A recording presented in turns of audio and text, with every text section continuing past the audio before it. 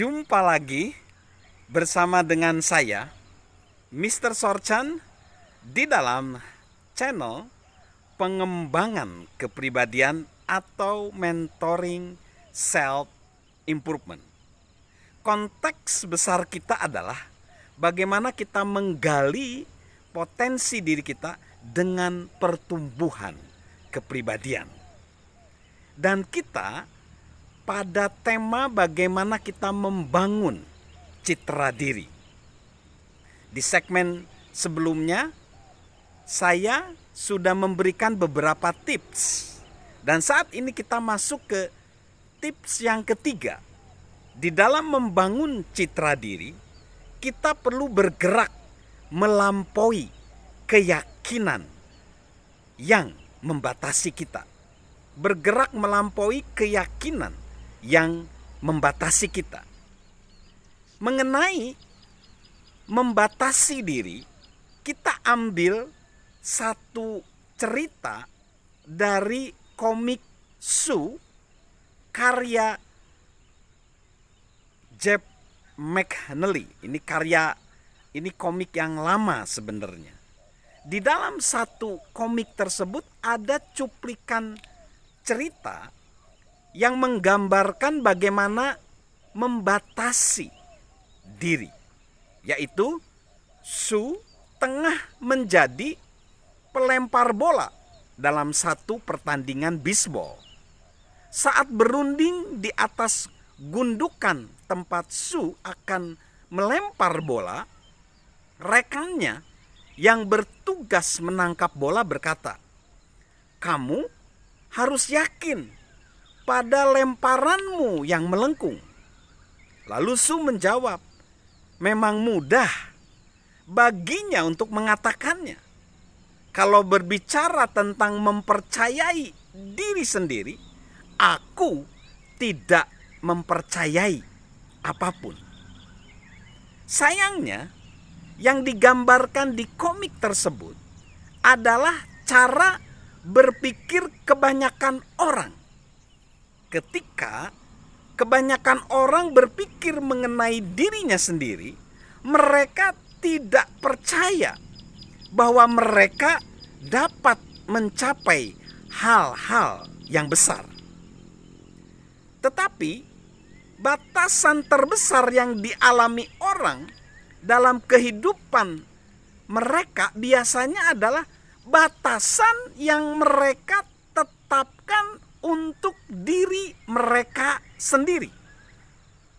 Mengenai batasan diri, seorang industrialis legendaris yaitu Charles Schwab mengatakan, jika seseorang membatasi apa yang akan dilakukannya, ia telah membatasi apa yang dapat dilakukannya. Seperti itulah yang terjadi dalam cerita Jonetta McSwan di segmen sebelumnya. Segera sesudah dia mengubah cara berpikirnya yang membatasi dirinya sendiri, ia mampu mengubah kehidupannya.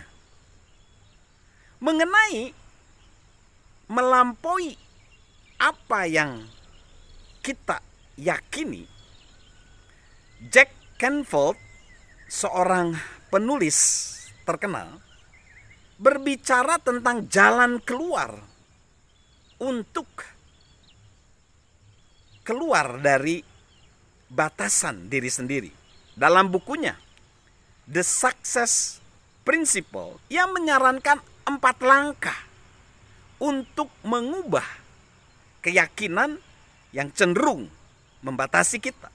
Yang pertama, kenali keyakinan yang kita ingin ubah. Jadi langkah pertama, kenali keinginan yang ingin kita ubah. Lalu yang kedua, pastikan bagaimana keyakinan tersebut membatasi kita. Lalu yang ketiga, putuskan seperti apa pribadi yang kita ingin wujudkan. Bagaimana kita ingin bertindak dan bagaimana kita ingin merasa.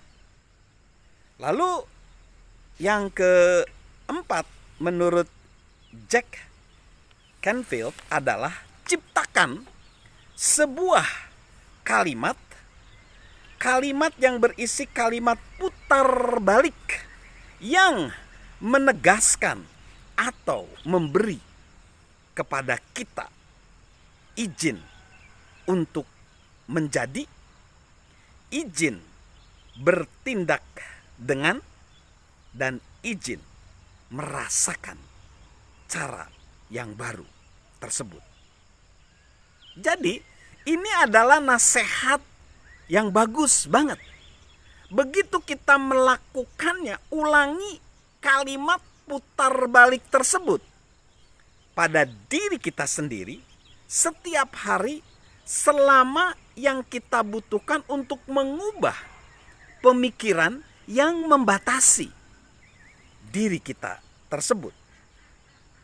Sebagai contoh, misalnya kalau kita ingin mempelajari bahasa asing untuk meningkatkan karir kita, mungkin supaya kita dapat menikmati satu liburan yang lebih baik, tetapi kita menganggap bahwa kita nggak sanggup melakukannya. Begitu kita mengenali keyakinan tersebut, jelaskan bagaimana jika kita tidak mempelajari bahasa baru itu akan membatasi kita. Kemudian bayangkan seperti apa jadinya jika kita mempelajari bahasa tersebut. Bagaimana nanti perasaan kita? Apakah yang akan dimampukannya untuk kita lakukan? Apakah yang mungkin dihasilkan pada karir kita? Lalu tuliskan sebuah kalimat penguatan yang menegaskan kesanggupan kita untuk mempelajari bahasa tersebut. Berikanlah garis besar proses yang nyata yang akan kita pakai untuk mempelajarinya. Dan bayangkan bagaimana kita akan dipengaruhi oleh pertumbuhan ini.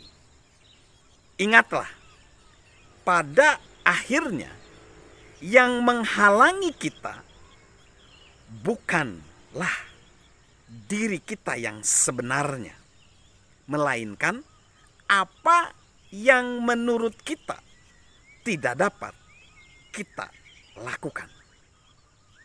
Ingatlah, pada akhirnya yang menghalangi kita bukanlah diri kita yang sebenarnya, melainkan apa yang menurut kita tidak dapat kita lakukan.